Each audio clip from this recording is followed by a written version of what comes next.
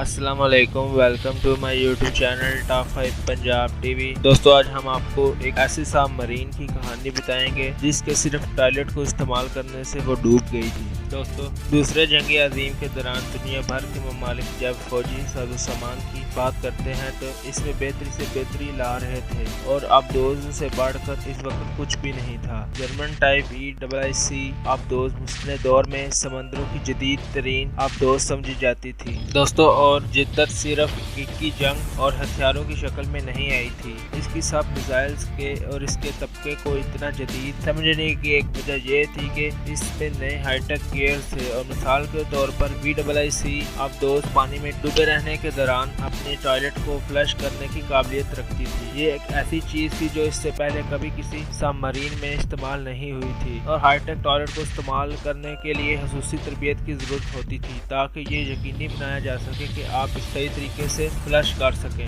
اس آبدوز کا نمبر تھا U1206۔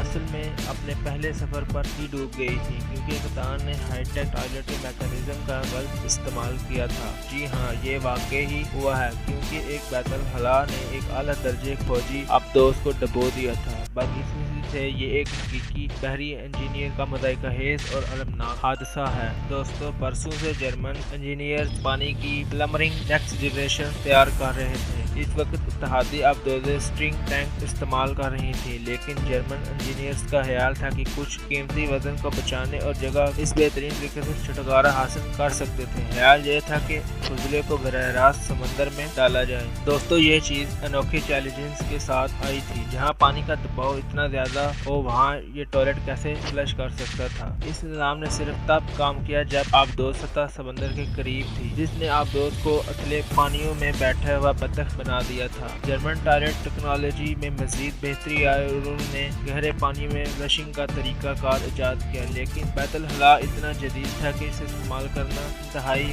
مشکل اور پیچیدہ تھا اور دوستو اس کے لیے ایک خصوصی تربیت کی ضرورت ہوتی تھی۔ دوستو فلشنگ نے فضائی والوں کو سمندر میں پھینکنے کے لیے استعمال کیا، لہذا اسے صحیح ترتیب میں کھولنے کی ضرورت ہوتی ہے ورنہ آپ کو آبدوز میں پانی بھرتا ہوا ملے گا۔ کیپٹن شیلٹن کو بطور ٹوائلٹ ماہر تربیت نہیں دی گئی تھی اور اس نے غلط والوں کو تبدیل کر دیا اور بعد میں سمندری پانی آبدوز میں داخل ہوا۔ بالآخر وہ آبدوز کو بچانے کے قابل نہیں تھے اور انہیں سطح کو توڑنا پڑا اور جہاں ان پر فوری طور پر برطانوی فضائیہ نے حملہ کیا، جس کے نتیجے میں آبدوز مکمل طور پر ڈوب گئی تھی۔ اور دوستو اگر آپ کو یہ میری ویڈیو پسند آئی ہے تو اس کو لائک کریں، شیئر کریں اور چینل کو سبسکرائب ضرور کریں اور کمنٹ سیکشن میں اپنی رائے کا اظہار بھی ضرور کریں۔